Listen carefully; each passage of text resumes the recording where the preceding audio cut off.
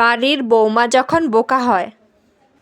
মা, আমি আজকে সব কাজ কইরা আইছি অক্ষণ। আপনি কোন আমি আজকে কি কি রান্তাম? হ্যাঁ, তুমি যদি রান্ধো তাহলে আমরা খাইতাম পারুনি। মা, ইতা আপনি কিতা কোন ইতা?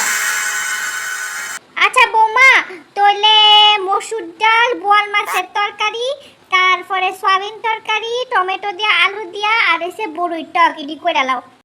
আচ্ছা ঠিক আছে, আমি অক্ষণ গিয়া করতাছি। মা, সব কিছু রান্না হইয়া গেছে গা, আমি সব কিছু কইরা লাইছি। আচ্ছা তাহলে তুমি ভাতটা বাড়ো, আমি আইতাছি। এমনিও তো 4টা বাজে, ঠিক আছে? কিতা? ভাত? ভাত কই রাখা আছে? আর কই থাকবো, রান্নাঘরেই তো থাকবো। যাও গিয়ে সেটা দেখো। কিতা? রান্নাঘরে?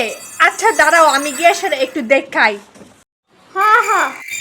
মা, রান্নাঘরে গিয়া তো আমি দেখা আইছি, কই ভাত তো নাই। তুমি রান্না কইরা ভাত কই রাখছো? কিতা?